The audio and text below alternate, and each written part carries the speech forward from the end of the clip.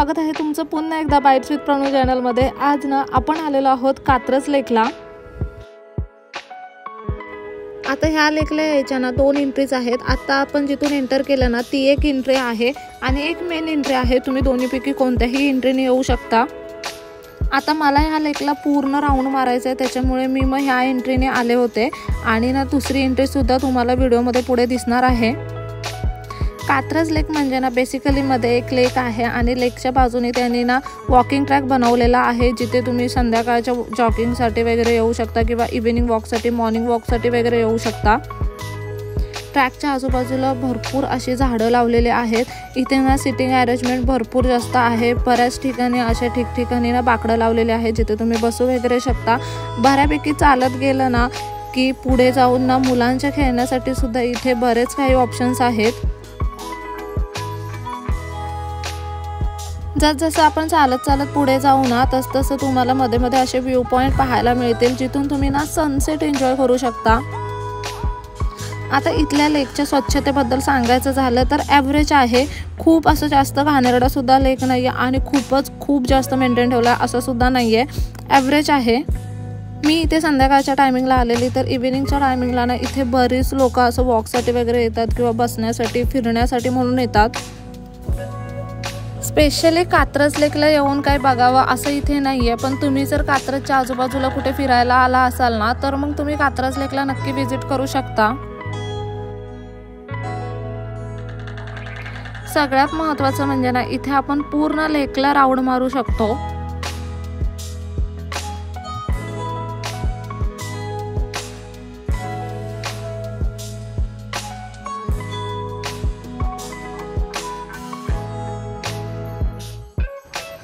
इथे ना मध्ये खाली उतरण्यासाठी अशा पद्धतीच्या पायऱ्या आहेत।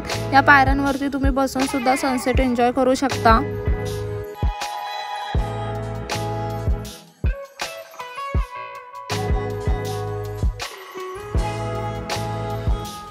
इथे ना मस्त असे 3 पप्पीज होते, खूप क्यूट होते आणि ते इतके छान खेळत होते ना।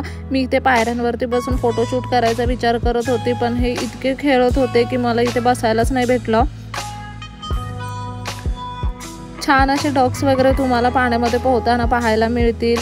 त्याच्यानंतर ना थोडंसं पुढे गेल्यावरती इथे जिम सेक्शन सुद्धा त्यांनी केलेलं आहे।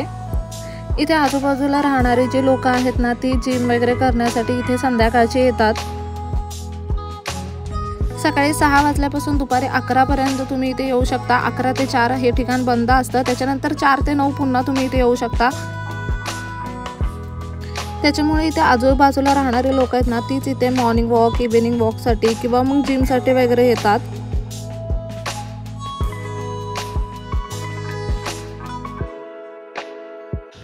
मावळतानाचा ना झाडांमध्ये दडलेला सूर्य आपल्याला इथून पाहायला मिळेल। सूर्य कसं प्रतिबिंब आपल्याला तलावाच्या पाण्यामध्ये पाहायला मिळतं। मुलांसाठी तर इथे पर्वणीच आहे, कारण की ना भरपूर सारे झोके स्लाइड्स वगैरे आहेत इथे आणि मुलांना खूप एन्जॉय करू शकतात। अगदी ना भला मोठा प्लेग्राऊंड एरिया केलाय त्यांनी लेकच्या बाजूलाच, त्याच्यामुळे मुलं तर ना खेळत सुद्धा सनसेट एन्जॉय करू शकतात।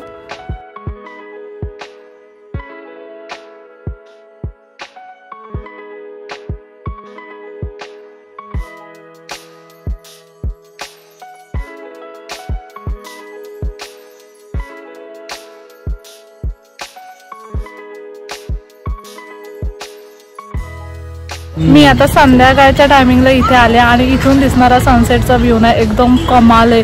खूप सुंदर सनसेट आहे। इथून तलावामध्ये ना सूर्याचं प्रतिबिंब इतकं छान पडलंय आणि ना सूर्य सुद्धा खूप सुंदर दिसतोय। आता जवळजवळ संध्याकाळचे 6-1 वाजत आलेत आणि ना इथला सनसेट खरंच खूप जास्त अमेझिंग आहे। इथे ना बरीच लोक वॉकिंगसाठी वगैरे येत आहेत, जॉगिंगसाठी पण येत आहेत लोक आणि ना मस्त असं खूप मोठा ट्रॅक आहे इथे। पाथवे खूप जास्त मोठा दिलाय, त्याच्यामुळे ना अगदी इझिली तुम्ही मस्त असं फिरू शकता आणि आजूबाजूला ना मुलांना खेळण्यासाठी पण खूप जास्त स्पेस दिलाय, त्याच्यामुळे मुलं पण ना खूप आवडीने खेळू शकतात इथे।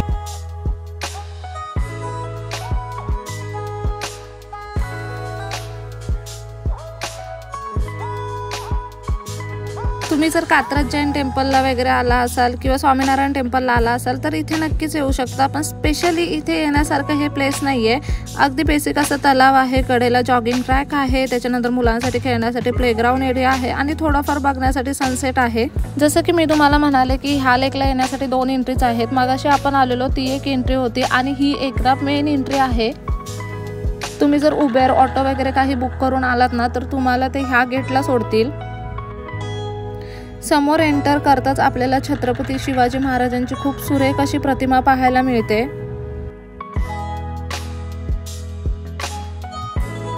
इथे बाहेरच पार्किंगची व्यवस्था आहे. आजूबाजूला ना खाऊवाले सुद्धा बसलेले असतात. सुकी भेळ वगैरे मिळेल तुम्हाला इथे.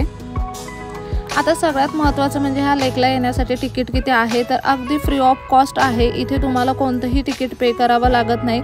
ना पार्किंगसाठी ना लेकला एंटर करण्यासाठी कोणतंही तिकीट नाही आहे इथे.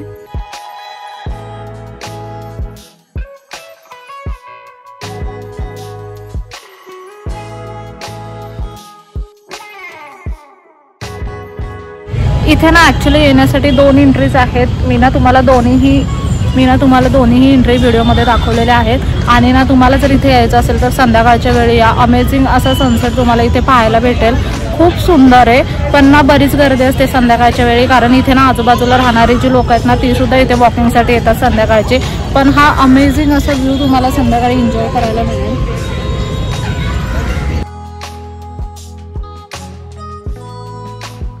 ह्या लेकची सगळ्यात सुंदर कोणती गोष्ट असेल ना तर ती म्हणजे ह्या लेकच्या इथून दिसणारा सनसेट. तुम्ही ना कुठेही फिरा लेकच्या आजूबाजूला तुम्हाला खूप सुंदर असा सनसेट व्ह्यू पाहायला मिळणार आहे.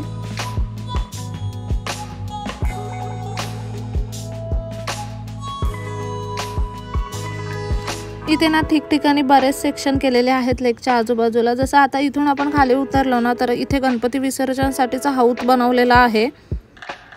इथून पुढे केलं की थोडं बसण्यासाठी वगैरे त्यांनी जागा केलेली आहे, जिथे संध्याकाळच्या वेळी ना जे वृद्ध गृहस्थ वगैरे असतात ते लोक बसण्यासाठी येतात.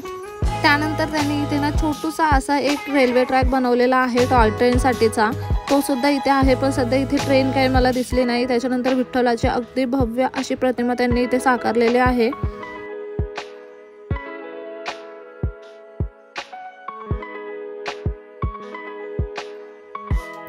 लेकच्या सगळ्या बाजूने चालता येत असल्यामुळे ना आपल्याला प्रत्येक ठिकाणावरून अगदी वेगवेगळा व्ह्यू एन्जॉय करता येतो.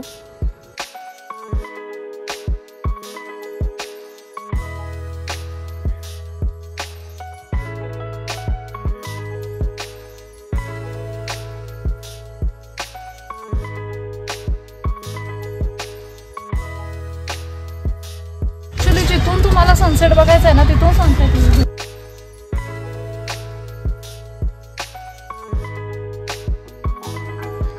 तुम्ही जर कात्रजमध्ये कधी फिरायला गेलात ना किंवा कात्रजच्या आजूबाजूला कुठे फिरायला गेलात तर डेफिनेटली ह्या लेकला जाऊ शकता. मी ना याचं लोकेशन खाली डिस्क्रिप्शन बॉक्समध्ये दिलेलं आहे. टायमिंग पण मी खाली डिस्क्रिप्शन बॉक्समध्ये दिलेला आहे. चला तर मग कसा वाटला आजचा व्हिडिओ ना मला कमेंट करून नक्की सांगा. पुन्हा भेटूयात अशाच एका नवीन व्हिडिओसोबत. तोपर्यंत मस्त खा, भरपूर फिरा आणि आनंदी राहा.